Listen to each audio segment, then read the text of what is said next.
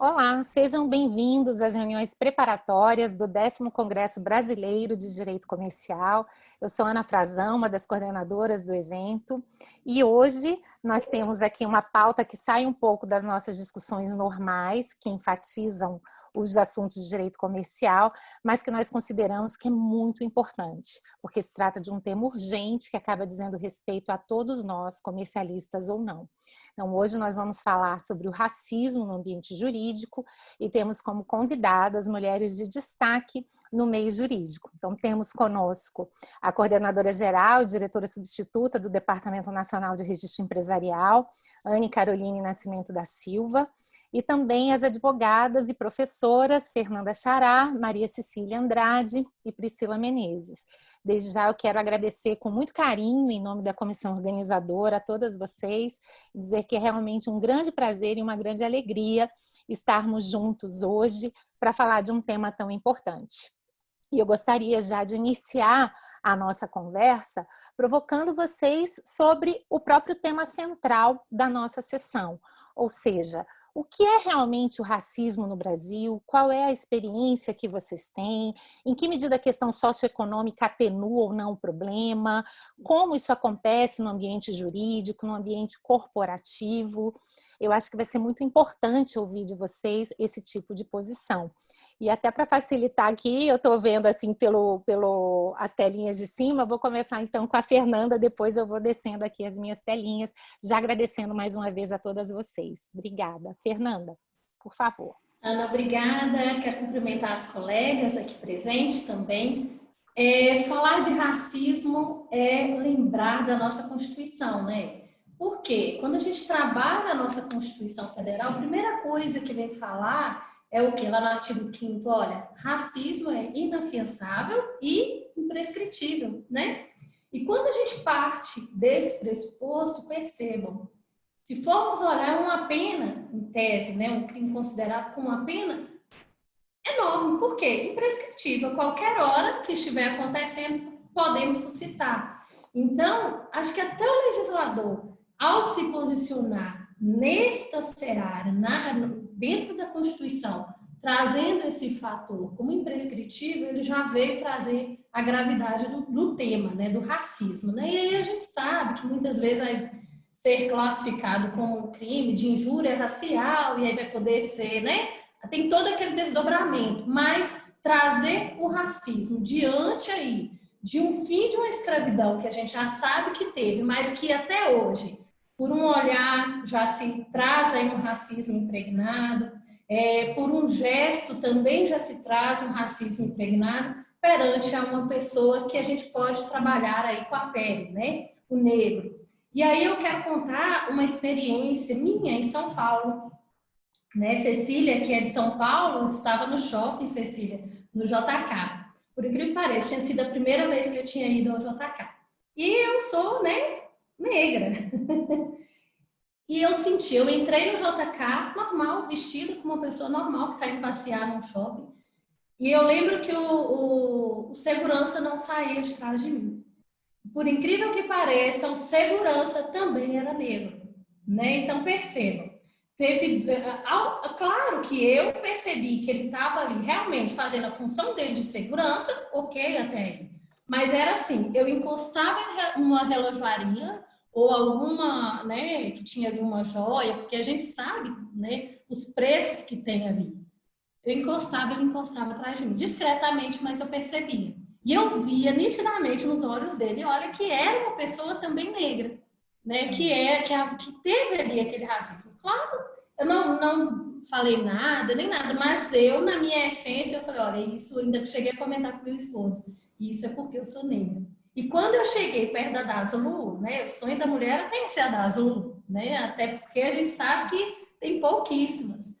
E da mesma forma, na hora que eu fui adentrar a loja e praticamente me parou, assim, sabe? Para adentrar na Daslu. Mas aí, como você para analisar uma situação dessa? Olha, eu me coloquei, eu nunca tinha passado, vou ser muito sincera, nunca tinha passado de uma forma tão contundente uma situação de constrangimento assim, né? Eu poderia, claro, ter ido à frente, procurar todo o administrativo do shopping e tudo, mas Preferia até porque também o segurança era negro. Então, assim, até que ponto realmente, e aí eu fazia reflexão depois, até que ponto realmente era somente a questão por ele ser segurança de um shopping, onde as mulheres muitas vezes nem lá vão, pedem em casa o objeto de desejo, e eu estava ali mesmo passeando, então eu estava ali dentro, né? Porque aquela que realmente fosse comprar, poderia comprar, teria problema algum. Mas até pelo valor do objeto, vai em casa, pede em casa, né? Tem esse trabalho. E até que ponto seria e traria essa figura deste segurança também encarnado ali um pouco essa questão do racismo, né? Ou até mais, até mesmo daquela situação de diminuição, porque a gente que está ali à frente e vê, eu sou negra, eu sento numa audiência, vou ser muito sincera, eu sento em uma audiência onde tem ali vários brancos, parece que o olhar vem todo para mim. E às vezes me coloco naquela situação, será que é por causa da minha pele? Né? Será que o que eles estão observando é porque realmente eu estou tendo uma boa oratória, eu estou tendo um êxito aqui na demanda, ou é por causa da pele? Né? E depois já entra também a questão de ser mulher, do gênero, né? Então, é importante, Ana, este debate, ao meu ver, justamente por causa disso. Quanto mais a gente trabalha este assunto, até mesmo perante aqueles que são negros, e perante aqueles que nós podemos nos inspirar, a gente para olhar hoje. Vou falar de Barack Obama, mas vou falar de uma Maju brasileira, com uma posição social que tem, com uma vertente social aí, mesmo sendo negra, está ocupando o lugar que está pelo trabalho, pela inteligência, ou seja, são pessoas a gente se inspirar no sentido de que somos capazes, somos competentes, né? Então, ao contar essa minha, posso dizer que foi a primeira, assim, que eu me senti contra a parede, eu parei para analisar também a situação daquela pessoa que estava ali fazendo aquela objeção ao meu redor, né?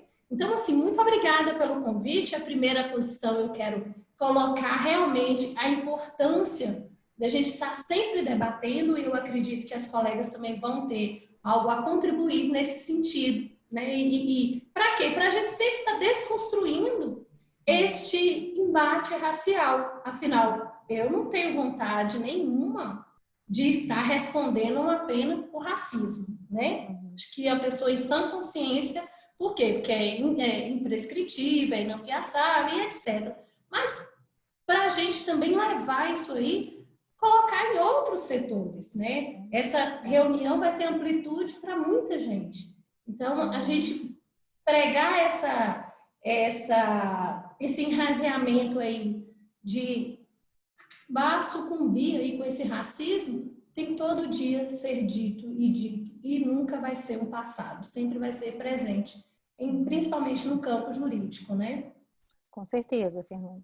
A gente parte exatamente dessa premissa de que alguns assuntos precisam ser debatidos à exaustão, até para que eles fiquem muito claros e evitem situações em que, às vezes, determinadas pessoas subestimem um problema simplesmente porque não conseguem ver o problema, porque é muito fácil para quem não sofre isso achar que pode ser um certo exagero, né? Exatamente. Né? Cecília, qual é a tua opinião, tua experiência sobre isso? Então, boa tarde, obrigada, Ana, mais uma vez pelo convite, cumprimentando aí as colegas. Eu vou falar um pouquinho da minha experiência na carreira profissional, né? E porque você, enfim, um dos temas que você colocou ali é a questão socioeconômica. E eu acho que isso, de certa forma, no meu caso, né, atenuou um pouco, não vou dizer que, e aí eu vou desenvolver um pouquinho, mas atenuou um pouco as dificuldades, porque eu fui para a escola particular, eu aprendi línguas, eu morei no exterior. O meu pai é advogado, é negro, vem de uma família humilde que foi estudar direito já com mais de 30 anos, enfim. E eu voltei para o Brasil e, você sabe, eu fui trabalhar num dos maiores escritórios e até então eu posso dizer que a minha carreira tem sido linear, ou seja, eu passei por 2 grandes escritórios, empresas, e a questão racial, quando é que ela surge? Ela surge porque você chega nos ambientes e você é a única mulher, ou às vezes a única mulher negra, né? Então, o estudo me ajudou muito, mas não foi sozinho essa formação. Eu sempre me engajei, aquela questão de você, às vezes, estar trabalhando em dobro, né? Em comparação com as suas outras colegas, né? Eu vi na escola, vi na faculdade, vi durante o mestrado, vi durante o período que eu fiquei na Comissão Europeia, vi durante o período que eu estava aqui em escritórios aqui em São Paulo. Quer dizer, a educação ajudou e a questão socioeconômica também ajudou. Mas eu entendo que não é a realidade da maioria das mulheres negras aqui no Brasil, e mulheres que eu estava aqui até conversando há pouco tempo, várias pessoas que eu sei que tiveram formação, estudaram, se esforçaram e nem sempre tiveram as mesmas oportunidades. Mas, assim, contando uma história, depois eu vou contar mais algumas aqui no decorrer da nossa conversa, eu me recordo na época que eu estava na faculdade ainda, e eu tinha um sonho de ser diplomata. Queria ser diplomata, queria morar no exterior, viajar. Isso acabou acontecendo por outros caminhos, que não foi o Itamaraty. E o professor de Direito Internacional, na época, simplesmente falou que eu não deveria seguir essa carreira, porque eu jamais alcançaria posições relevantes dentro do Itamaraty, onde só tinha homem e não tinha negros. Então, eu fiquei assim um pouco chocada. Eu era novinha, né? Eu devia ter 18, 19 anos. E foi um dos primeiros choques, né? Apesar do que, no meu ambiente escolar, eu sempre fui uma das poucas negras dentro de sala de aula, mas sempre com um relacionamento bom, sem grandes dificuldades. Agora, refletindo um pouco para esse debate que a gente está tendo hoje, é isso. Você termina observando que você não encontra outras mulheres negras. A primeira vez que eu encontrei uma advogada negra numa reunião, e a Ana sabe, eu trabalho muito com o setor privado, com empresas de grande porte. A primeira vez que eu encontrei foi nos Estados Unidos. Aqui no Brasil, nunca. Não existe essa realidade. E no âmbito do antitrust, do compliance, a gente tem muita mulher. Quase nenhuma em cargo de liderança. E quando eu estava nesses escritórios grandes aqui em São Paulo, logo no início, quando eu cheguei, a pergunta era qual era o sócio, que eu era a nova secretária, se eu era do paralegal, se eu era digitadora nova, porque naquela época a gente, os sócios, assim, mandavam os documentos meio manuscritos e tinha sempre digitadora. Então, essa foi uma realidade que, se você não tem uma autoestima razoável, tudo isso poderia ter me atrapalhado. Mas eu acho que eu tive esse diferencial, eu não posso negar e não posso aqui falar, olha, agora o meu pai não, meu pai veio de família humilde, construiu a carreira dele e conseguiu proporcionar uma educação e uma experiência interessante. E aí tem esses aspectos da vida social que a Fernanda comentou, isso já aconteceu comigo, de você estar sendo disfarçadamente seguida em lojas aqui, por mais que você esteja arrumado, não esteja, ou a pessoa simplesmente não te atende na loja, não te dá atenção, isso é do dia a dia, né? Assim, a gente termina acontecendo. A gente termina ocorrendo e chega uma hora que você também não liga e toca o barco em frente. Mas é isso, eu queria colocar um pouquinho dessa minha experiência, que é um pouco diferente, talvez, das colegas, mas não significa que, por ter uma questão socioeconômica privilegiada, eu não tenha tido dificuldades. Eu sempre tive que trabalhar em dobro, fazer em dobro. Teve uma época que eu achava o máximo. Eu trabalhava todo domingo, né? Eu ia para o escritório todo domingo trabalhar. E eu sei que as minhas outras colegas brancas e homens brancos geralmente não estavam fazendo a mesma coisa. Sim. Mas é isso. Muito interessante, Cecília, porque aqui a gente verifica o problema do gênero, e aí a raça eu acho que ele potencializa, né? Porque mesmo as mulheres brancas já têm essa vulnerabilidade, então as mulheres negras elas vão ter uma espécie de uma dupla vulnerabilidade. A questão da liderança, ou seja, como muitas vezes as mulheres já conseguem entrar no mercado de trabalho, mas têm maiores dificuldades na ascensão, a dificuldade de você ter pessoas pares como você, pessoas acima de você, nas quais você possa, inclusive, se inspirar. Então, essa coisa do exemplo, de saber que é possível. E mesmo quando eu vejo histórias muito bem-sucedidas de pessoas que, como vocês, certamente superaram todas as dificuldades e conseguiram uma série de conquistas fenomenais, a grande questão é justo e razoável que as pessoas precisem partir de pontos tão diferentes e que uns têm que se esforçar tão mais do que os outros para chegarem nas mesmas posições, por exemplo, né? Que meritocracia propriamente é essa? Mas vamos ouvir um pouquinho então da Priscila. Diga lá, Priscila, qual é a sua experiência sobre o assunto? Ana, obrigada pelo convite, né? Um prazer compartilhar esse momento aqui com os colegas. Eu vou pegar um pouco o gancho da Cecília sobre essa questão da ascensão socioeconômica, porque eu acho que acaba gerando, de uma certa forma, um embranquecimento, e a gente não incomoda tanto em determinados ambientes. Eu passei por algumas situações em que brancos achavam que eu não era negra e negros, e por outro lado, outros brancos achavam que eu era negra. Então, por conta do tom de pele um pouco mais claro, eu ficava presa numa situação em que as pessoas não sabiam exatamente o que era. E parece que você se referir a alguém como negro é ofensivo. É sempre bom a gente chamar as pessoas pelo nome, quando possível. Mas, se você quiser falar, quando você não sabe o nome de alguém, é aquela branquinha, aquela lourinha, isso não é ofensivo. Mas as pessoas se sentem constrangidas de falar, é aquela negra, é aquela preta.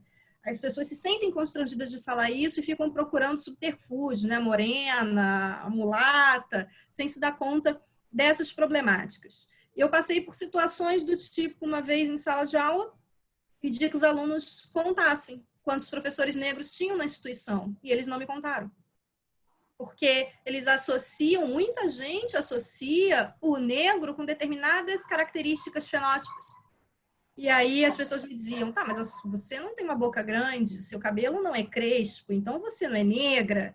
E aí você precisa entrar naquela questão de explicar, né, as classificações, o negro, o preto, o pardo, para que as pessoas entendam. Eu costumo que são brancos e nem todo mundo tem o mesmo tom de pele, né? Varia. Aí a gente entra na questão do colorismo, que é muito normal em países de colonização europeia, em países que passaram pela questão da escravidão, onde as pessoas com tom de pele mais claro, elas acabam incomodando menos e passando mais despercebidas em determinados ambientes. Numa outra situação, em 2018, o Intercept Brasil fez uma lista de 138 profissionais negros bem recomendados, né? Foi uma reportagem de Cecília Oliveira. E as pessoas começaram a me mandar mensagens. Pri, seu nome apareceu na lista. E era legal, porque vinha com uma mini biografia. E eu fiquei super feliz, porque na minha mini biografia vinha contando desde o pré-vestibular comunitário que eu montei quando eu tinha 19 anos. Falei, caramba, o pessoal desencavou uma coisa tão legal. E quando eu cheguei no trabalho, isso aconteceu num final de semana, muito próximo do Dia da Consciência Negra, e quando eu cheguei no trabalho na semana seguinte, uma pessoa me contestou, falou assim, não entendi por que você está nessa lista, você não é negra. E, de novo, você tem que sentar e explicar, e é meio exaustivo você ter que ficar palestrando sobre isso o tempo todo, educando as pessoas o tempo todo. Agora, por outro lado, eu já passei por situações do tipo processo seletivo para dar aula, e na etapa final, já, olha, tudo bem, você está aprovada, só queria te pedir uma coisa. Pois não. Será que você pode escovar o cabelo nos dias de aula? Tem bolsa escova? Eu perguntei. Tem um adicional para isso? Né? Dependendo. E aí ela falou, não, é muito bonito, né? É muito exótico. Exótico é outra palavra que a gente escuta muito, né? É exótico, mas o cabelo liso, ele dá um ar, assim, de uma coisa mais compenetrada. Fui-me embora e não trabalhei no lugar. Então, a gente passa por algumas situações que são inimagináveis para uma pessoa branca. O branco no Brasil ele não é racializado. Ele não tem consciência da questão da branquitude. E eu acho que a gente discutir racismo no Brasil tem que passar um pouco por aí. Porque a partir de quando a gente fala em raça, a gente automaticamente pensa em negro, quando muito no índio. E eu acho que a gente começar a trabalhar essa questão do racismo no Brasil, do racismo estrutural, vai passar muito pela questão do privilégio. E falando um pouco do que a Cecília comentou e do gancho que você deu, Ana, a gente tem que parar também de romantizar aquelas histórias do menino pobre, negro, que caminhava 15 quilômetros para chegar na escola. Isso não é normal. Ninguém deveria passar por uma situação dessas. Então, assim como a Cecília, eu tenho consciência do meu privilégio não só pelo tom da minha pele, que me poupou de muitas coisas, mas também por ser uma pessoa que teve a possibilidade de estudar idiomas, né? Um exemplo clássico, nos processos seletivos de estágio que eu fiz, ou enquanto era aluna de graduação, sempre exigiam o inglês. Eu ficava muito animada, porque aos 16 eu já falava inglês fluente, eu ficava muito animada. Eu vou poder treinar para não perder o inglês. Em todos os processos seletivos que eu fiz, o inglês foi exigido e não foi utilizado. Isso é uma maneira muito clássica de você limitar o acesso. Porque a maioria das pessoas que está estudando com muita dificuldade ou entrou por uma política de cotas não consegue ter esses estudos complementares e elas são limadas logo de cara. Então, por que fazer uma exigência dessa se você efetivamente não vai usar aquela competência? Então, é uma maneira também das empresas, dos escritórios, dizerem, olha, eu tento, mas eu não tenho mão de obra qualificada. Esse é um argumento muito falacioso, certo? Acho que mais para frente a gente vai falar um pouquinho mais sobre mercado de trabalho, cotas, políticas afirmativas. Acho que a gente vai ter oportunidade de repisar esse assunto.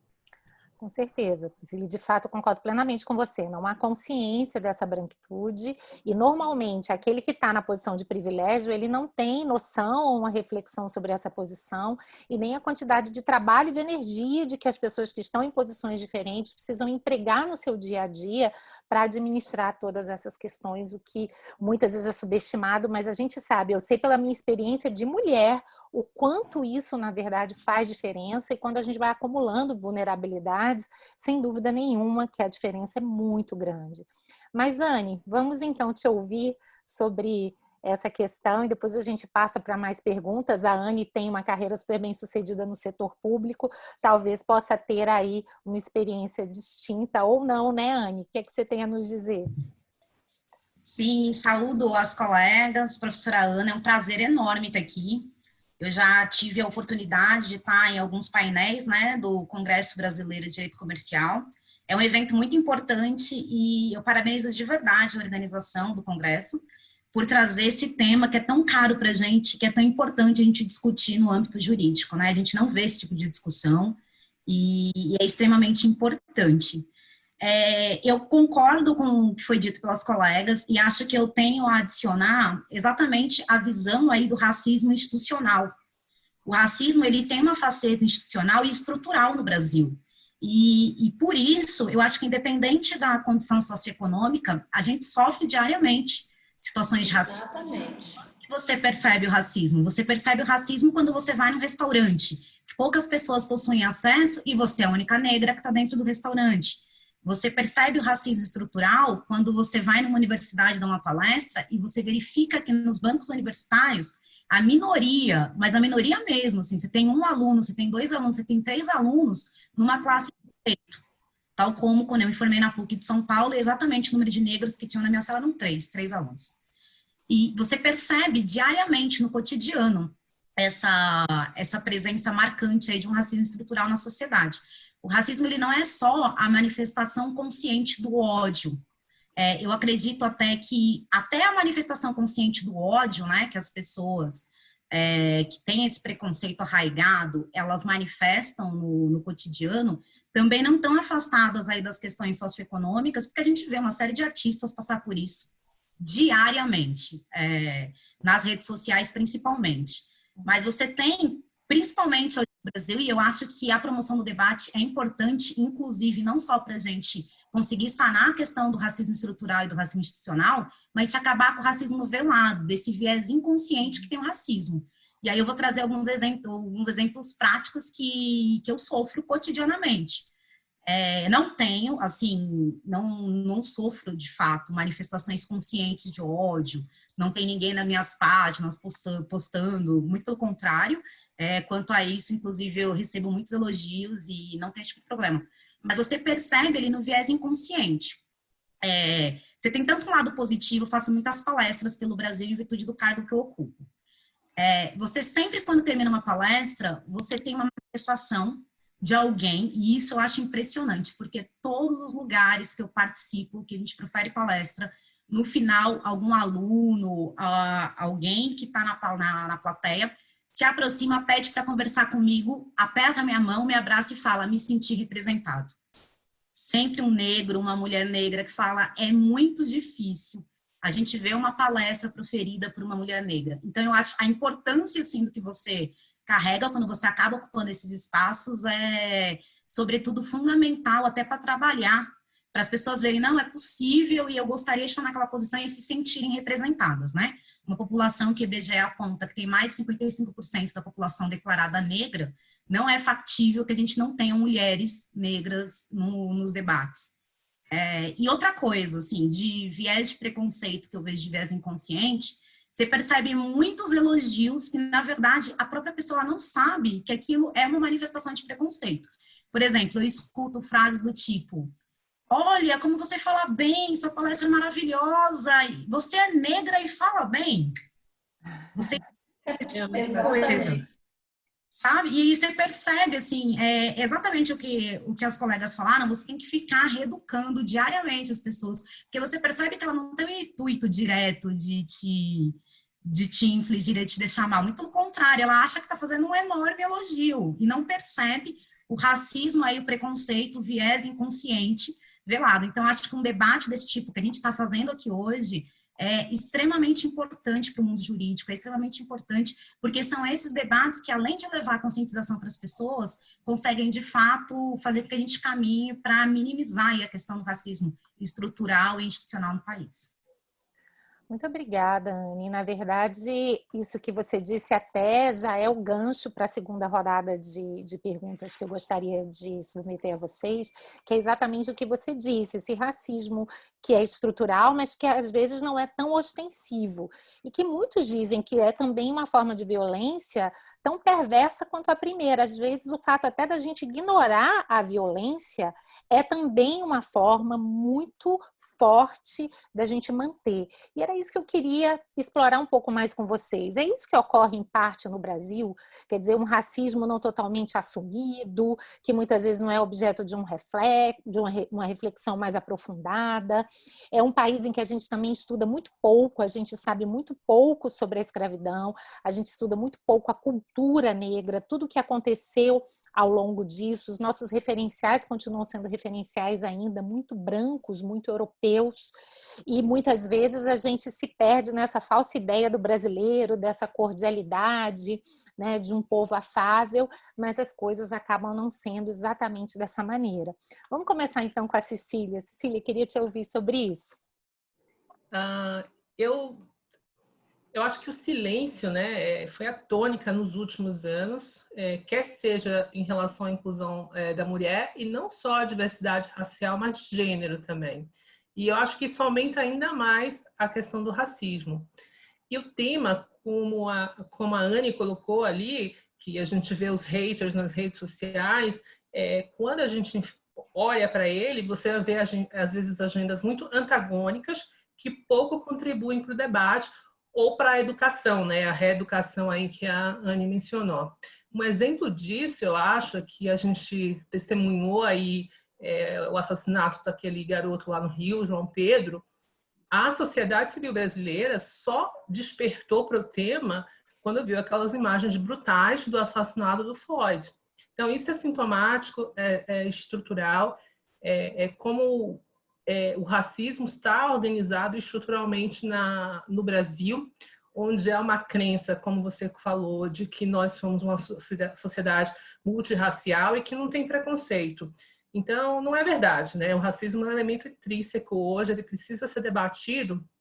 E eu estava lendo uma entrevista do Silvio Almeida, né, que fala um pouco, que é um filósofo bastante atuante aí nesses temas, que e se a gente não tomar cuidado, não só vai ser o negro que vai estar na situação de vulnerabilidade, mas mesmo o branco, indígenas e outras minorias. E como a Ana comentou, a escravidão, a Lei Áurea, tudo isso a gente ouviu pouco na escola, ouvimos pouco e ouvimos sempre uma questão meio romantizada da libertação dos negros aqui no Brasil.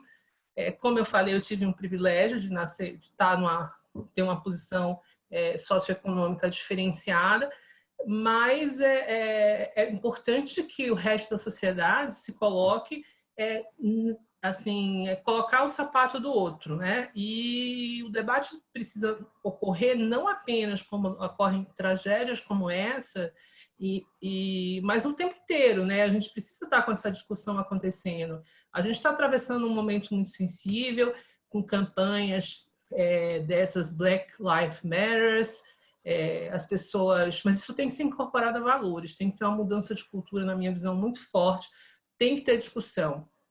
Não basta você botar uma foto negra no seu Instagram e no dia seguinte você vai para o trabalho e olha quem é a mulher negra que está trabalhando do seu lado. Eu não tive essa experiência de trabalhar, eu comentei, a primeira e única experiência foi nos Estados Unidos. Aqui no Brasil, no meio jurídico, eu não tive essa experiência.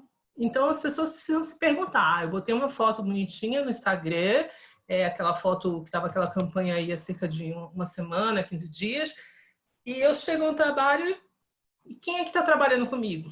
Não tem ninguém. Quantas mulheres? Quantas negras? Quantas têm posição de liderança? Aí vem aquele grande debate que eu vou comentar um pouquinho quando a gente falar de mercado jurídico em si, que a minha experiência é muito de escritório, mas a pergunta é, falta profissional? Eu acho que não. Tem muita gente... Aqui tem um grupo que é um exemplo de que tem profissionais qualificados, né? Mas muitas guerras vão ter que ser enfrentadas e muitos debates vão ter que acontecer. Porque primeiro a gente tem o homem, depois tem a questão, mesmo a mulher, de uma forma mais genérica, tem dificuldade, depois entram as minorias. E mesmo assim, um pouco do que a Fernanda falou ali no início, sempre tem uma dose de desconfiança se você vai fazer o delivery que a pessoa quer. É um duplo trabalho você ganhar essa confiança. Por isso que eu acho que esse silêncio, essa falta de debate, mas debate sério, não esse debate que a gente vê hoje na internet, que um xinga, o outro fala mal, etc., mas um debate um pouco mais estruturado do que está acontecendo, e aí eu acho que a gente vai falar um pouquinho lá na frente com mais política afirmativa. Com certeza, Cecília. E, por favor, Fernanda, claro. Eu vejo Cecília falando aí, né, já também falando sobre a pergunta, o que eu penso nisso? A gente não tem um sangue italiano, um sangue europeu, não, nós temos sangue humano, que são A, B e O. Então, quando a gente vê realmente toda essa questão velada, e a minha colega Anne usou o termo corretíssimo para mim, quando eu falava lá no início, né, daquele preconceito interno, esse velado. Né? Eu falo por mim, eu sou órfã de pai e mãe, né, filha adotiva, consegui estudar depois de 30 anos, eu tenho 37, ou seja, eu tenho 2 anos de formada, gente, na área do direito, mas por que eu não estudei antes? Porque eu não tive condições, realmente, não tive condições, e na minha época não tinha ainda o que nós temos hoje, as cotas, né, tudo isso. Então, eu toda a vida trabalhei em contabilidade muitos anos, para quê? Para conseguir custear a minha vida. Aí sim, depois que melhorou, eu pude estudar. E aí, quando eu paro para, né, ver essa questão velada e ver hoje realmente, né, a posição, hoje eu tenho 2 escritórios na Bahia, eu tenho reconhecimento, por quê? Pelo fruto do meu esforço, pelo fruto do trabalho. Então, isso cada vez mais, Ana, vem na minha consciência, quando eu penso nisso, de ser eu falo que é uma prova nesse sentido, de ter conseguido pelo esforço. Hoje eu vejo gente virando para mim e falando assim, mas você passou no doutorado? né? Eu passei no doutorado. Então, assim, eu preciso estar me autoafirmando o tempo todo. Por quê? Porque por trás tem ali uma conduta de racismo que a gente trabalha como velado, né? Então, assim, é muito constrangedor e muito difícil pensar que o ser humano não imagina que há o quê? Um sangue humano. Não é um sangue de negro, um sangue de italiano, um sangue disso ou daquilo. Um sangue humano, né? E que corre aqui, corre aí da mesma forma. Então, assim, contribuindo aí com essa pergunta, né? O que ocorre no Brasil em partes? Por quê? O que a gente vive, né? Toda a escravidão, realmente, a gente viu pouco na escola. Eu posso dizer que eu vi quase nada. E apropriei, quando eu pude estudar, de levantar a bandeira. Não, a Lei Áurea, já foi, né, assinada em tudo. Então, hoje, eu parto do princípio que eu não aceito. Aí minha colega falava, olha, eu não trabalhei como pessoa negra. E aqui no escritório, nos dois escritórios, eu tenho a possibilidade de estar. Hoje, os dois, uma secretária e um secretário, são pessoas negras. Até porque na Bahia, a gente tem isso muito mais, né? Até Salvador e tudo. Mas, assim, eu tenho... e também não foi intencional, vou dar um trabalho para uma pessoa negra. Não é isso. Mas, assim, é de realmente pensar que é a vida que importa, independente do sangue, né? Então, o debate ele precisa acontecer para trazer, para desconstruir aí toda essa questão velada, que eu acho que ela é muito pior do que aquele que realmente vai lá e xinga, aquele que realmente vai lá e usa o preconceito aí, né, de forma a cerca que a gente vê igual nas redes sociais para banalizar mesmo o ser humano, né? Esses dias eu via, vamos rapidinho no tempo, mas eu via um xingamento contra a Maju. Essa aí vale R$200 e eu ainda emprestei ela, essa macaca vale R$200 e eu ainda emprestei ela para a Rede Globo. Olha, né, assim, para analisar uma frase dessa. Com certeza. Tanto de enraizamento, de preconceito, né? Para uma pessoa que está dizendo aquilo para uma outra, mas fala muito mais a respeito de quem falou até do que aquela pessoa que está ali exercendo um trabalho digno, que está ali de forma honrosa, ganhando por aquilo que faz, né? Faz bem feito e etc, né? Então, assim, é uma das perguntas que mais me influencia, né? Diante desse contexto aqui, justamente pensando nisso, na posição que a gente se coloca também, né? Sim. E é muito interessante o que vocês dizem, assim, quando a gente diz que vidas negras importam, na verdade a gente está dizendo que todas as vidas importam. Chega a ser surpreendente quando a gente percebe uma reação, né, dos brancos dizendo, olha, mas quer dizer que a minha não importa? Não, você está numa posição de privilégio. O fato da sua vida importar não está em discussão, a gente está simplesmente querendo dizer que outras pessoas que são vítimas de preconceitos diários também devem ser olhadas com carinho e com consideração. Né? Exatamente. E essa coisa realmente do preconceito velado é um enorme problema, e daí porque muitos até dizem, não basta não ser racista, as pessoas teriam que ser antirracistas, ou seja, como a Cília falou, é muito fácil você colocar lá no seu Instagram, olha, apoio essa causa, mas o que você faz efetivamente no seu dia a dia para mudar esse estado de coisas, né? Essa acaba sendo, eu acho, a provocação, e por isso que esse nosso debate é tão importante, né? Anne, diga lá, como é que você vê também esse assunto? Quanto ao silêncio, Ana, eu considero que ele realmente é uma manifestação de violência porque ele impede que a gente mensure o tamanho do problema.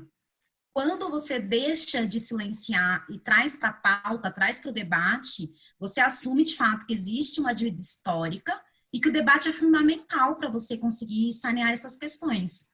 Você tira o preconceito velado lá desse viés inconsciente, traz para a consciência, traz para o debate, e isso produz frutos importantes para a gente conseguir avançar aí com essas questões.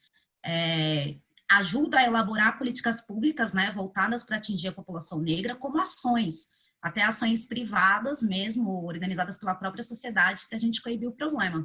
Então, eu acho que se tudo continua no âmbito do silêncio, a gente não consegue avançar. A gente tem que, de fato, parar de silenciar, para conseguir possibilitar aí o debate, igualdade material para todos, né? Não ficar só na igualdade formal que a gente já tem na Constituição desde 88, para a gente conseguir avançar com essas questões. Assim, objetivamente, bem sucintamente, é exatamente isso. Debates como estão sendo tecidos hoje aqui são extremamente importantes, porque tira o tema do silêncio. Eu vejo, assim, até algumas pessoas, elas não gostam de discorrer sobre o tema, de debater sobre o tema.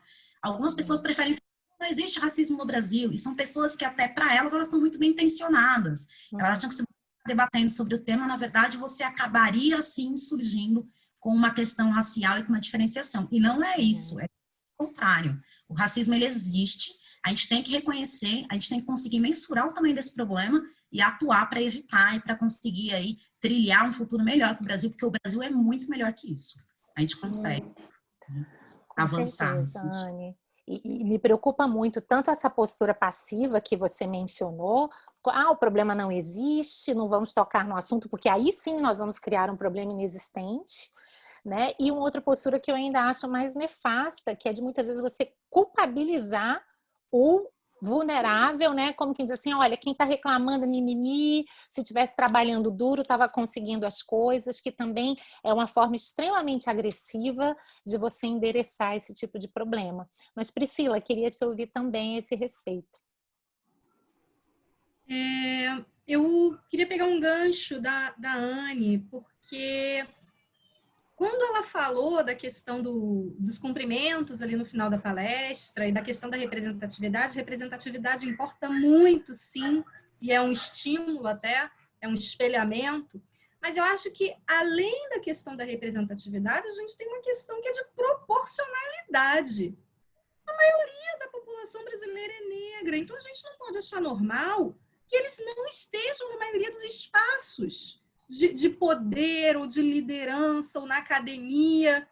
E a gente gosta muito dessa ideia de um brasileiro amigável, de um brasileiro pacífico. E aí entra também a questão daquele mito da democracia racial. Nós somos todos miscigenados, aqui é todo mundo misturado. E falta muito uma reflexão histórica sobre isso, sobre essa miscigenação que é fruto de violência sexual, sobre a sistemática tentativa do Estado de embranquecer a população.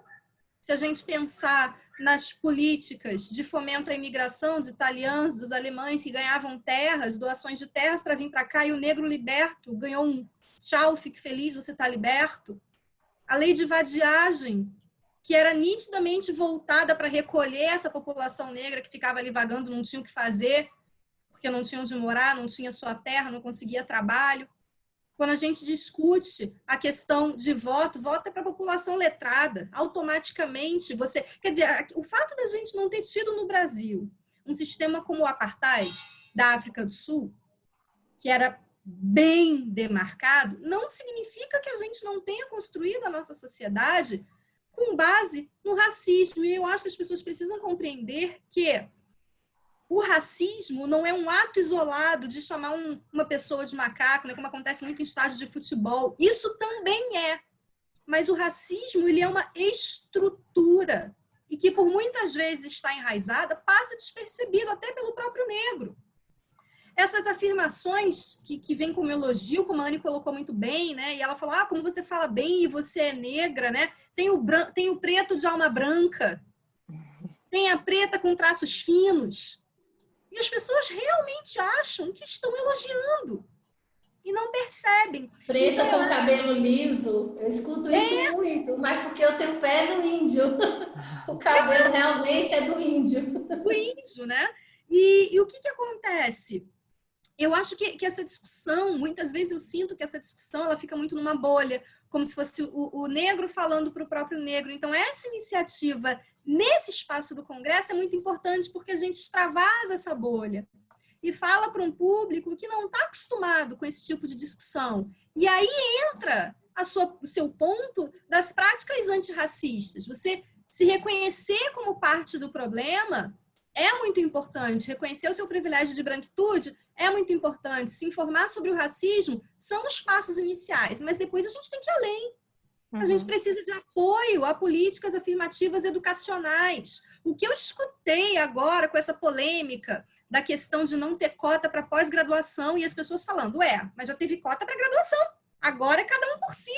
Gente, chega num processo seletivo de entrevista, as pessoas negras elas são automaticamente limadas por N razões, você não precisa justificar numa entrevista. É apto, não apto, e essas estruturas vão se reproduzindo. Só que a pessoa que não estuda as questões raciais ou que não está nessa posição de vulnerabilidade não consegue entender. Outra coisa é o que a Cecília falou, olhar para os nossos espaços de trabalho e não ver um par. Vamos olhar para as composições dos nossos conselhos, das nossas gerências, dos nossos postos de liderança, porque a gente tem um duplo obstáculo, né? Primeiro tem a questão racial, depois tem a questão de gênero, como a gente já pontuou aqui várias vezes, né? Então, o próprio homem negro, ele está numa posição melhor do que a mulher negra, porque ele é homem, pelo menos. Sem dúvida. E tem outra coisa também, para eu me encaminhar para o encerramento dessa fala desse momento, que é o que Boaventura de Souza Santos chamou de epistemicídio. A gente sistematicamente apaga essa questão da literatura dos autores negros. A Cecília estava falando que estava lendo Silvio Almeida, maravilhoso, né, da FGV, e que a gente não tem essa preocupação de, por exemplo, os professores, quando a gente passar uma bibliografia das nossas disciplinas, a gente tem esse cuidado de ir lá olhar, vem cá, será que eu estou contemplando algum autor negro? Porque tem. É que a gente tem que se dar o trabalho também de procurar. Então, é uma postura, quando a gente fala dessas práticas antirracistas, é uma postura um pouco mais ativa, é um passo além dessa discussão, que também é necessário, mas é um esforço, tira da zona de conforto. Com certeza, Priscila, e às vezes as grandes mudanças começam com pequenos passos, né? Ou seja, um cuidado que você tem com a bibliografia para colocar ali uma perspectiva de gênero, né? Porque normalmente as nossas bibliografias tradicionais são homens brancos. É simples assim. Você conseguir abrir um espaço para a mulher já é difícil, para o negro mais ainda, para a mulher negra mais ainda, né? E já que você mencionou essa discussão sobre o mercado profissional, eu queria então aproveitar agora a gente fazer uma rodada sobre isso. Foi até muito oportuno que depois que a gente havia marcado essa nossa sessão, houve uma reportagem do Conjur mostrando que os negros ocupam apenas 1% dos advogados dos grandes escritórios. Né? E obviamente que eu estou partindo da premissa que essa estatística está incluindo homens e mulheres e que os homens negros, como a Priscila colocou, acabam já tendo uma vantagem sobre a própria mulher negra. Então, queria agora discutir um pouco, de uma maneira mais concreta, como é que vocês veem isso no mercado de trabalho, essa discussão de raça, essa discussão de gênero. Anne, vamos começar com você, então, dessa vez. Eu enxergo da seguinte forma, Ana, quando a gente traz um dado aí de 1% de advogados negros nos grandes escritórios, a gente consegue, num primeiro momento, aí, evidenciar a disparidade, né, socioeconômica que de fato existe, sobretudo ataca aí a população negra, porque não é factível você ter 1% de advogados nos grandes escritórios, sendo 55% da população é negra. E aí eu evidenciei alguns problemas aí nesse aspecto. O primeiro seria que a gente precisa de dado. Exatamente agora, fazendo um gancho com a questão anterior, é importante ter dado. Quem é negro no Brasil? A gente não tem esse dado, salvo engano, eu tentei procurar, mas a gente não tem esse dado aí no âmbito da OAB, por exemplo. A gente não sabe com propriedade quantos advogados negros estão inscritos no cadastro da ordem. O que a gente sabe é que a gente tem mais de 55% da população que é negra, segundo o IBGE, e apenas 1% de negros nos grandes escritórios. Isso evidencia, além de uma disparidade aí socioeconômica, né, que a gente sabe que existe, é fruto até desse racismo estrutural, a falta de inclusão, a gente evidencia aí uma grande dificuldade de acesso, de entrada. E aí a gente pensa em duas questões. A primeira é, os escritórios não estão contratando negros, né? E é uma decorrência lógica, uma pergunta. E o segundo ponto é, não estão contratando por quê? Por que não estão contratando? Os negros de fato, e aí foi uma das colegas que comentou, achei bem interessante essa questão, não estão de fato atendendo às necessidades do mercado, esses alunos que se formam nas universidades, num curto espaço de tempo, a gente até tem as cotas aí, né, que propiciaram aí o aumento, a inclusão do negro dentro das universidades, mas a gente tem de fato uma barreira de entrada dentro desses escritórios. Por que eles não estão conseguindo serem incluídos. E aí eu acho até importante trazer que o debate é tão importante, aí artigos como esse que a Conjur fez, esse levantamento de dados é tão importante, que eles trazem para a sociedade o caráter de mudar, né, da mudança. O debate, ele propicia a mudança. A gente tem uma iniciativa bem importante do CESA, que eu ouvi o ano passado num congresso que eu estava participando na Bahia, que é de um projeto que chama Incluir Direito, exatamente porque eles evidenciaram o problema e tentaram aí construir uma forma de inclusão do estudante negro. Então, eles treinam, né, no âmbito desse projeto, negros que estão nas universidades para serem inseridos na estrutura dos escritórios. Mas eu acho que são questões assim que a gente tem de fato que trabalhar e que são muito importantes para a gente trabalhar. A maioria dos negros no ambiente formal do mercado de trabalho está incluindo entre estagiários e trainees. Não é factível, a gente realmente tem que olhar e ver qual que é o problema que a gente tem. E, obviamente, o problema começa lá atrás, como eu bem disse. O negro ainda tem muita dificuldade de ingressar na universidade. E isso explica parte aí do resultado de porque a gente tem tão poucas pessoas nos ambientes, aí, nos cargos mais qualificados no ambiente de trabalho. A gente tem que, de fato, trabalhar para alterar essa realidade. Com certeza. E olha que aqui a gente está falando de uma estatística de mercado de trabalho, mas quando a gente combina essa estatística, por exemplo, com o percentual de negros, né, e que estão encarcerados e uma série de outras questões, a gente percebe que o problema é muito maior do que isso, né? Que às vezes a questão do mercado de trabalho é a pontinha do iceberg de um tipo de violência que é muito mais estrutural e muito mais ampla. Fernanda, queria te ouvir agora sobre essa questão. Ratifico aí o que a Ana disse, né? Nós somos, eu falo por mim, Ana, nós somos capazes. Nós, negros, né? Somos capazes. Então, a partir do momento que a gente começa a trabalhar esses debates, como por exemplo este aqui, começa a ter uma ruptura de mostrar o tempo todo, né, que nós estamos aí. Então, o que acontece? Você realmente vê 1% diante de um Brasil tão grande, vou falar por aqui, Guanambi, são 600 advogados, uma cidade de 80 mil habitantes, 600 advogados. Pode contar realmente no dedo. Os que estão atuando por ser negro, que estão aí nessa luta diária, né? Mas, assim, é pouco. E até a pergunta que ela fez, por quê? Realmente estão problematizando mais a entrada do negro para trabalhar, né, em grandes escritórios ou pequenos, tanto faz, né? Vou ser capaz do mesmo jeito. Ou realmente o estudo também de negros que estão tendo acesso tem sido pouco. Como é que tem sido? Qual é esse problema? Né? Então, assim, são problemas que, se a gente for parar para analisar, é muito mais profundo. É isso que ela falou, nem a própria OAB hoje tem ali um dado para poder inserir, né? Nós estamos falando aqui de uma classe, de trazer a gente para perto deles e tentar disseminar. Projeto ótimo que ela falou, de Salvador, né? Incluir, já treinar aquele negro, né, aquele negro estudante, né, sendo bem, entre aspas, aí, já para poder, mas precisa, se for parar para analisar, precisa, aí eu já penso, é um projeto muito bacana, mas precisa realmente ser treinado? Ou eu tenho a capacidade, eu estudei da mesma forma que a Ana, que é uma mulher branca, né, que tem os parâmetros aí visionários da mulher loira, branca, né, Ana? Mas precisa ainda ser treinado? Não, eu sou capaz, então não preciso treinar, eu preciso ir fazer. Eu preciso de quê? De oportunidade.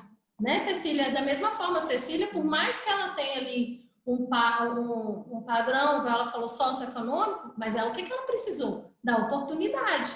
Então, é da mesma forma que nós que estamos aí tentando infiltrar, vou falar bem o termo infiltrar, às vezes numa advocacia que está também velada, que está também com uma vendinha ali, igual a nossa querida Temer, que é atrás, né? Diante desse negro, diante desses estudantes, né?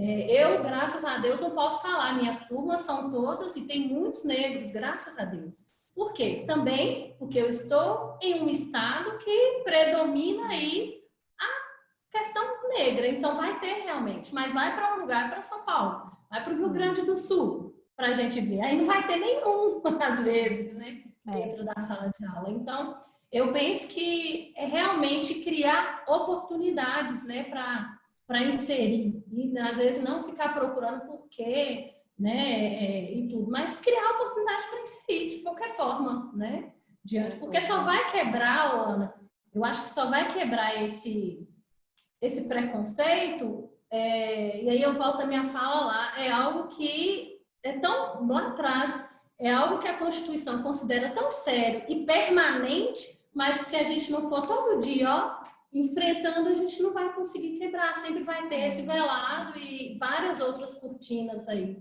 né? Sem dúvida, Fernanda. E já que você falou, e agora em São Paulo? Bom, vamos perguntar para a Cecília, porque certamente ela já adiantou muitas coisas, né? Mas vai poder aprofundar um pouquinho mais nisso, ou seja, o ambiente de São Paulo, o ambiente dos grandes escritórios, não é, Cecília? Exato. Cecília? Cecília, sem som. Pronto. Perfeito. Então, eu trabalhei em 2 grandes escritórios no Brasil, do Brasil hoje, são considerados. Um deles eu fui sócia. Mas acho que vale a pena mencionar a experiência do primeiro, porque isso foi lá pelos anos 2000, e eu era a única advogada mulher negra. Eu fui chamada para uma entrevista com 3 sócios, e eu achei que eles foram muito pioneiros na época, porque você não tinha ainda essa discussão da preocupação com a inclusão racial, com a diversidade, etc. E eles me contrataram, enfim, por várias razões, por um pouco do background que eu tinha, da expertise, me contrataram, eu trabalhei lá 6 anos, e no início eu via aquela interrogação na cara das pessoas, quem é você?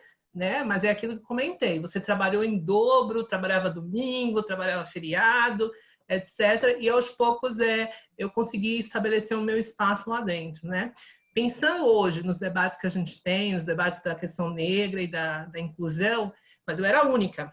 Tinha um outro rapaz lá, mas eu acho que era eu e ele praticamente. Eu não sei como está hoje, né? Eu sei que eles têm um programa, aí eu vou comentar um pouquinho o programa do César, mas eu sei que eles têm um programa hoje de inclusão, de fazer diversidade, mas naquela época era um tema que não estava na agenda. Então, se fosse hoje, o que as pessoas falam, então você vai ter um profissional negro para dizer que a gente tem a representatividade, que é o que o pessoal chama do token, né? Que você está ali só para cumprir a tabela. Mas não foi o que eles fizeram lá na época. E aí eu volto um pouco ao que a Anne falou. Sim, tem barreira à entrada. Os critérios de contratação dos grandes sempre foram: você tem que ter feito USP ou alguma federal, PUC ou Mackenzie. E na última lista incluíram, acho que a GV. Então, isso aí já é uma barreira à entrada enorme, porque você vai ter, talvez, o negro fazendo outras faculdades aqui em São Paulo, boas, mas que não entrariam nesse rol, nessa lista, né? Então, havia sempre uma preocupação de estar contratando das melhores universidades, e a gente sabe que as melhores universidades, a seleção é pelos estudantes que geralmente foram para a escola particular, tiveram melhores condições de passar no vestibular. Tinha a questão da língua, né? O inglês sempre foi uma exigência, que, de novo, você volta no que a Priscila comentou, ela pensou que era uma vantagem, e eventualmente no final do dia não era, mas a língua estrangeira sempre é colocada também como critério. E aí, eu não conheço hoje, aqui em São Paulo, Ana, sendo bem sincera, dos grandes, tá? Não vou falar histórias de médio, pequeno. Eu conheço bastante. Eu não estou querendo dar nomes aqui, mas a gente sabe quais são os grandes escritórios do país, mas você não tem nenhuma sócia negra. E eles estão fazendo esforços, né? Caiu a ficha, que veio esse projeto do César. Eu sei que tem alguns escritórios que estão esforçados nesse projeto de trazer a inclusão. Agora, eu não acredito, mesmo que você vá treinar estudantes, voltado muito para novos advogados, mas eu não acredito que isso mude sinceramente, num curto ou médio espaço de tempo, que você aumente essa representatividade, porque não basta você ir lá e dar um treinamento, ou você faz um programa que aí você tira um pouco dessas barreiras de faculdade, de língua, mas se você não faz uma mudança cultural no ambiente, aí eu digo por minha experiência, né, que eu estive nos grandes aí, e no início eu comentei, tinha sempre uma interrogação, você é a nova secretária, enfim, você é do paralegal, você sempre tinha umas perguntas assim nesse sentido, porque se você não investir também no escritório, porque a gente sabe que muitos desses jovens talvez não tenham uma formação completa de quem passou por um colégio de primeira linha aqui no Brasil, entrou numa grande faculdade, estudou uma ou duas línguas. Se você também não ajuda a corrigir um pouco, a ajudar na formação, na retenção, aquela pessoa não vai se adaptar ao ambiente. Ela não vai ficar, porque simplesmente pode ter se não tiver realmente esse investimento na formação e na mudança cultural, simples coisas, Ana, do tipo convidar para almoçar. Né? No início, eu almoçava sozinha, porque ninguém me convidava. Então, que ambiente é esse? Você colocou uma pessoa lá, de novo, há 20 anos atrás, você não tinha esse debate que a gente está tendo hoje. Mas as pessoas que não estiveram no processo decisório da minha contratação, diga-se de passagem, né? Essas pessoas são pessoas extremamente sérias, mas as que estavam ali no dia a dia simplesmente olhavam e diziam, não faz parte desse ambiente, né? Eu acho que eu tive muito questionamento a respeito disso. Eu não fui embora, porque aos poucos eu fui conquistando o meu espaço pessoal lá dentro, mas é muito difícil. Hoje eu tenho estava lendo uma matéria hoje, acho que não é o País, e comentando das escolas particulares aqui em São Paulo. Então, eles estavam fazendo uma pesquisa nas principais escolas particulares de quantidade de alunos negros e professores negros. Acho que de 10 escolas que eles consultaram, só 4 responderam. De novo, eu não vou ficar aqui dando nomes, nada, mas as 6 grandes escolas particulares de primeira linha simplesmente ignoraram a matéria. Então, 3 ou 4 responderam, mesmo assim com números bastante baixos. Então, essa representatividade, eu acho que vai demorar. Sinceramente, por mais que eu sei que o César está engajado, tem escritórios muito engajados nisso, mas precisa ter uma mudança estrutural muito maior do que simplesmente você fazer um treinamento ali e depois o ambiente não muda, né? Uhum. Muito interessante esse seu ponto, porque ele, inclusive, chama atenção para a importância desse network, o que alguns chamam de capital social, ou seja, às vezes não basta a pessoa estar na posição, né? Se você não tem uma rede de apoio e uma rede que possa te indicar, uma rede com quem você possa cooperar, as possibilidades de ascensão e desenvolvimento na carreira ficam muito mais reduzidas. Guardadas as devidas proporções, esse é um problema que se coloca em relação às mulheres como um todo, e que tem sido até apontado como uma das dificuldades para a ascensão nos meios corporativos, né? Mas que, claro, a gente certamente vai poder observar em relação aos negros e na mulher negra duplamente, né? O viés de gênero e de raça aí. Mas, Priscila, diga lá, queremos te ouvir agora sobre esse assunto. Eu queria pegar um gancho da Anne e da Cecília, que é a estratégia, né? Quase uma política do negro único. Eu tenho uma amiga advogada negra, Renata Shaw, ela trabalha com diversidade, e ela trabalha com a implantação de políticas de diversidade. E quando a gente para olhar, agora tem vários prêmios, vários editais para que as empresas que conseguem implementar essas políticas de diversidade, e muitas vezes, para se enquadrar, o que você vai ver é que os negros, eles estão em determinadas posições que reforçam o estereótipo. Então, você vai ter a faxineira, você vai ter a copeira, você vai ter o office boy, mas aí tudo conta, né? E quando você vai olhar para os cargos, né? Tá, mas tem um gestor, tem um advogado, eles não estão lá. Ou, quando muito, a gente tem estagiários ou trainees que depois, por uma questão ou por outra, acabam não sendo efetivados. Então, por alguns lugares por onde eu passei, eu sempre me senti a cota. Ah, a gente tem ela, olha aqui, mulher negra, pronto. Né? Que era a tal da política do negro único, a vitrine, é para mostrar. Num dos escritórios que eu trabalhei, eu passei por corporativo e passei por escritório. No corporativo, eu era a única negra advogada e os outros negros que tinham lá eram justamente um office boy e uma copeira. E num dos escritórios por onde eu passei, a situação conseguia ser pior, porque num lugar com 30 advogados, eu era a única mulher. E era a única negra. Então, tinha sala do charuto, aquelas coisas e tal. E as pessoas eram muito condescendentes comigo, né? Então, se eu desse uma resposta um pouco mais bruta, era TPM. E, na verdade, o chefe ser rígido é ok, ele é machão, ele é mandão. A gente acaba enfrentando de novo essas questões de gênero.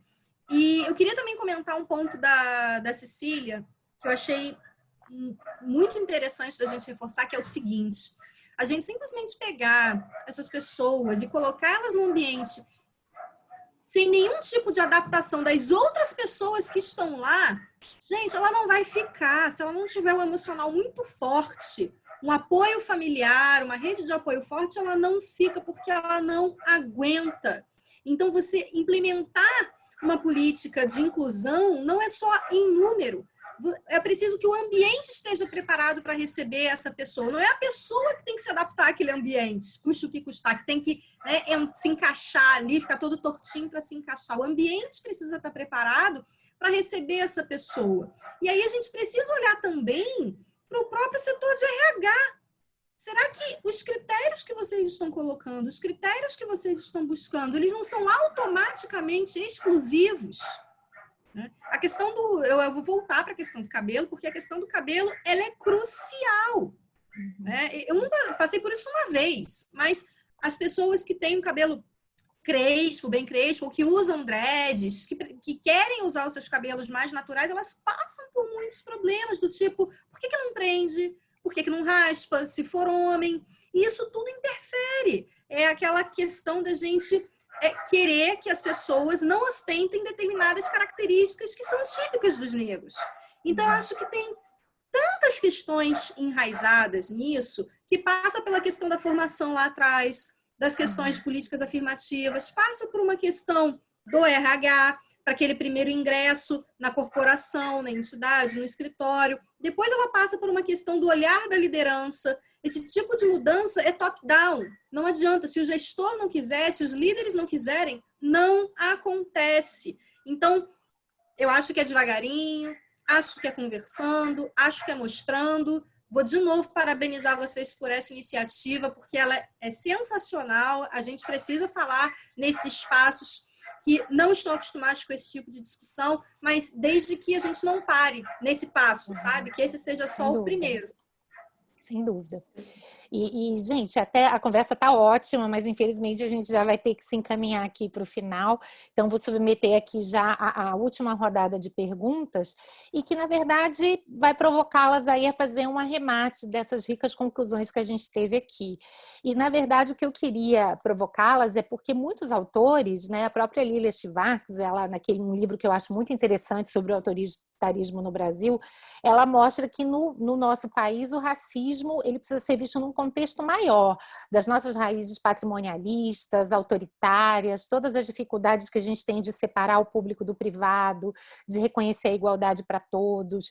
Eu queria saber de vocês se vocês concordam com isso e em que medida a gente pode avançar nessas ações afirmativas, ou seja, ficou muito claro do discurso de vocês que a mudança é uma mudança cultural, essa mudança não é uma mudança fácil de acontecer, mas se vocês pensam em como é que a gente poderia, de fato, começar esse processo.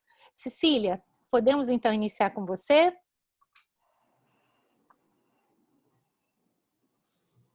Acho que... Boto aqui, botei, pronto, voltando.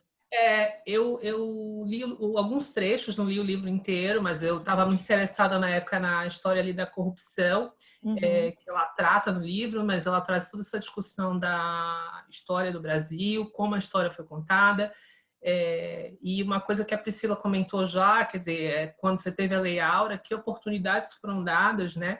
E essa questão toda do... Você não deu, você libertou e não tinha moradia, não tinha escolaridade, não tinha emprego, não tinha nada. E eu achei muito interessante também essa questão que ela trata, e aí voltando assim um pouco para meus temas, da questão da corrupção, porque mais uma vez você vê que ela vem desde a origem do Brasil e vem dessa questão do autoritarismo, e está arraigada. Basta ver agora a Operação Lava Jato, tudo isso que aconteceu. E aí eu estava refletindo aqui para o debate que a gente ia ter. Eu não vou dizer que 100%, mas a maior parte são homens que estão envolvidos na Lava Jato, são brancos, né? Então, quer dizer, a condição social talvez um pouco maior e a condição de ter vamos dizer assim, um autoritarismo em relação ao resto do mercado leva com que essas pessoas perpetuem condutas que, de novo, levam para a desigualdade, que é o que a gente está vivendo hoje.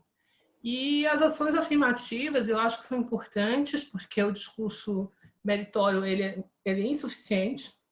É importante ter cotas, é importante participar e contribuir com outras mulheres que enfrentem dificuldades. Está uma discussão lá no IBGC bem grande sobre o aumento da participação do Conselho de Mulheres, ou seja, você trazer a diversidade e, com isso, também trazer mulheres negras para dentro. E essas ações afirmativas precisam ocorrer em todos esses ambientes, dentro da empresa, dentro do escritório, dentro da universidade, dentro do setor público.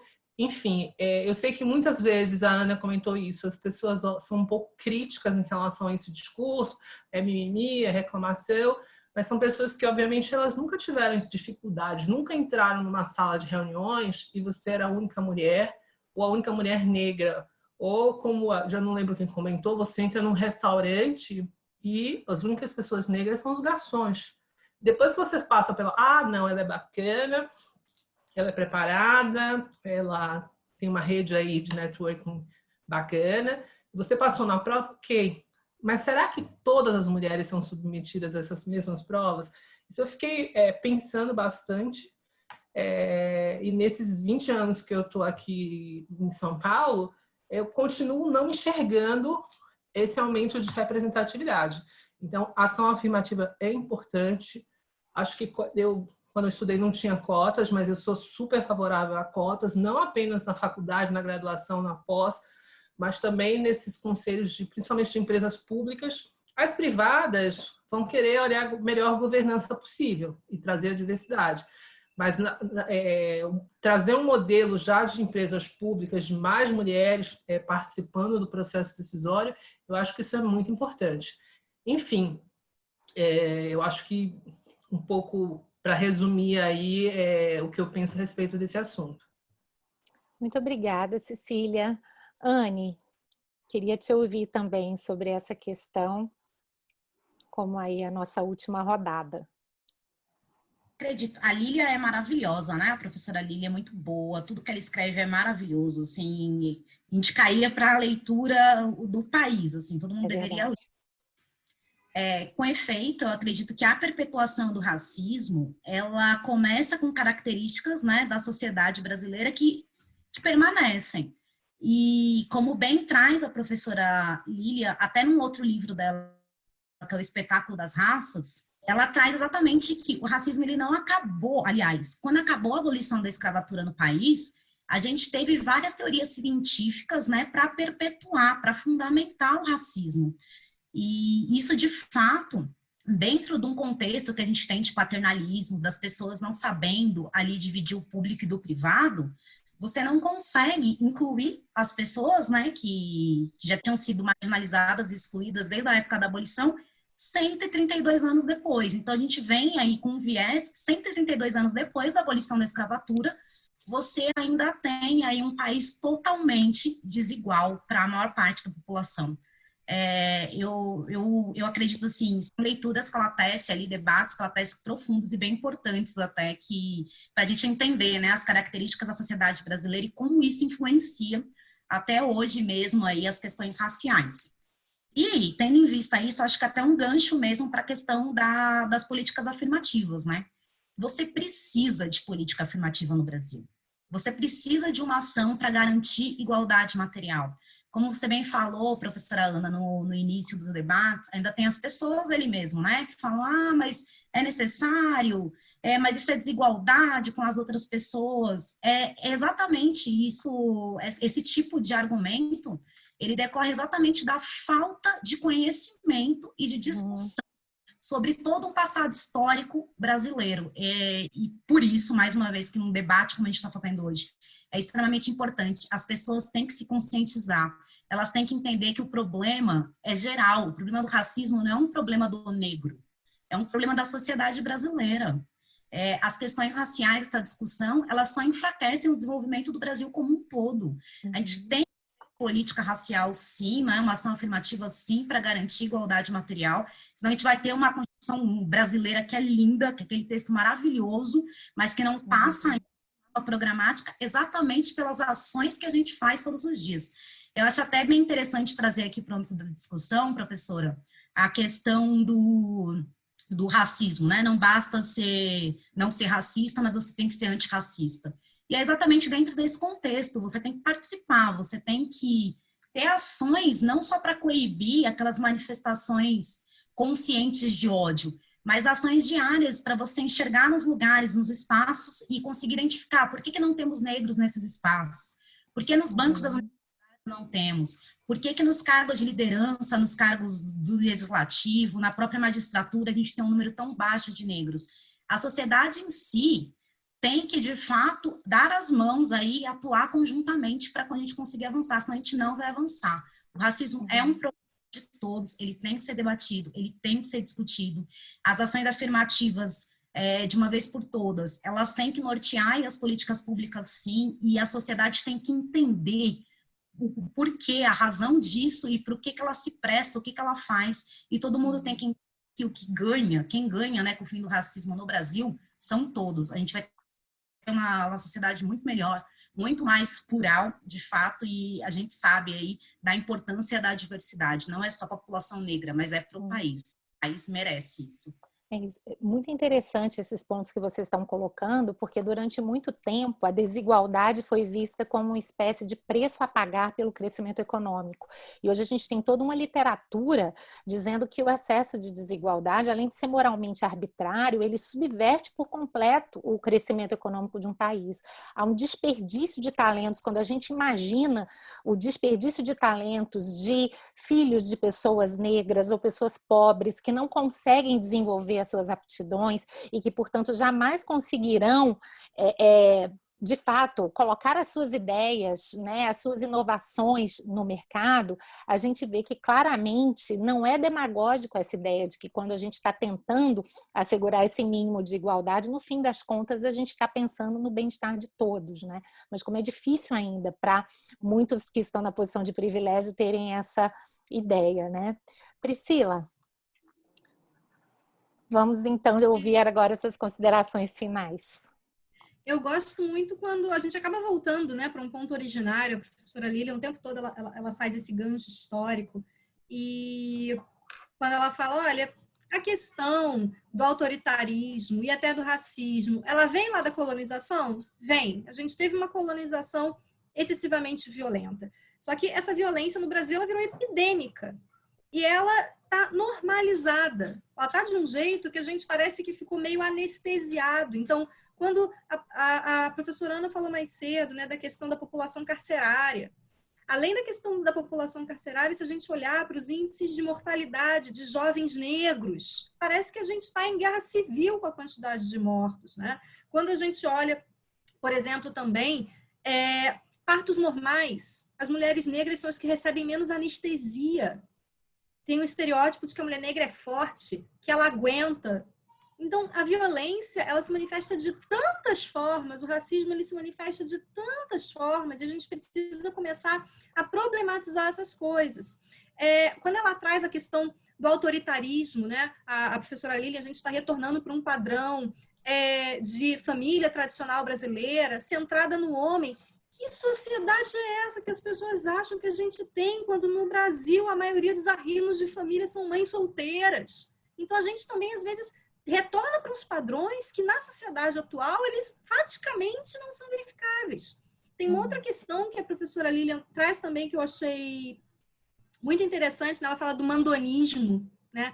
Que essa figura, ela vem se reproduzindo, ela vem do senhor de engenho, ela do capitão do mato, ela vem para o coronel e ela vem para a questão das famílias, dessa linha muito tênue de separar o público do privado. E a gente poderia dar exemplos aqui, que são exemplos clássicos da história. No Maranhão, a família Sarney, né? A família Gomes no Ceará, né? A própria família Bolsonaro, que já com um presidente que já estava quase 30 anos no poder e os seus filhos ocupando vários cargos. A gente tem uma confusão entre o público e o privado, entre esse patrimonialismo, né? Eu vi uma pesquisa de que na última eleição de 2018, né, o que chamam de bancada dos parentes, ela aumentou muito, né? Então, na verdade, a gente tem ali uma perpetuação da questão política. Virou um meio de vida, vai o avô que leva o filho, que vão os netos, que vai todo mundo, e aí a gente acaba voltando para a questão da corrupção, que eu acho que foi a Anne que estava ponderando. Então, está tudo muito amarrado, e é uma discussão que ela não pode ser superficial, ela é profunda, ela vai demandar estudo, ela vai demandar tempo, ela vai demandar dedicação, e ela vai demandar, principalmente, conhecimento histórico. Porque esse negacionismo que a gente vive atualmente não vai levar para a solução do problema. Muito obrigada, Priscila. Fernanda, então, concluindo aí com você. Pronto.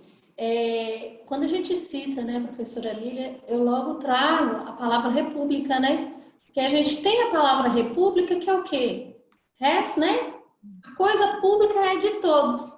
E aí, quando a gente para analisar toda essa coisa pública é de todos, e perante o que Cecília falou da corrupção, né? Foi Cecília que disse, eu acho.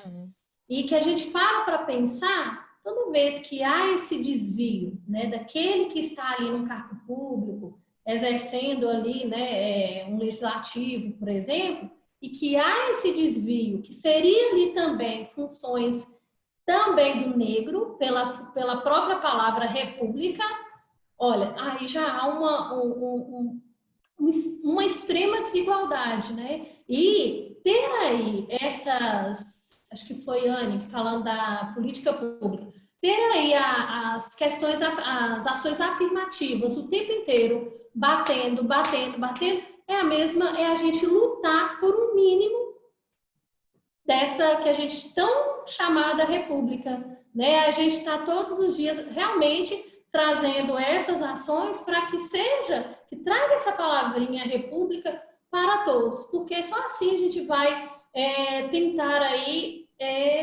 igualar um pouco, né? Trabalhar aquela fala lá de Rui Barbosa e realmente igualar. Porque se Priscila falava agora, pontuou várias questões para chegar aí e ter uma igualdade, mas se a gente também não partir para cima de forma feroz, e aí esse debate aqui pode ser um pontinho de ferocidade lá na frente, a gente não vai conseguir realmente adentrar, seja nos escritórios, nos grandes escritórios, chega aí nas línguas, uma, duas, três, quem dera um negro poder ter falar três línguas, seja aí ser o diplomata, que, por exemplo, Maria Cecília queria ser, né?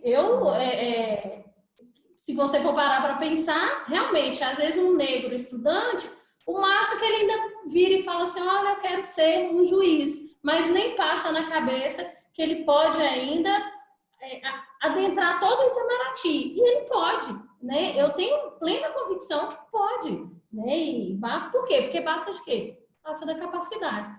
Claro, a oportunidade e tudo que a gente fazendo um pouquinho todos os dias, né? Culturalmente, a gente já vem estudando a história, já vem batendo na tecla, uma hora vai emplacar. Uma hora, eu espero, né? Eu falo que a gente o ideal é que a gente nem precisasse realmente ter esses debates. Vou ser bem sincero, o sonho, né, é que vai chegar um ponto que seja desnecessário, porque a gente não luta todo dia para conseguir um pouquinho, então que espero que chegue um futuro que seja realmente desnecessário, porque aí vai significar que todos compreenderam tanto a linda e cidadã Constituição da República, igual a Anne falou, né?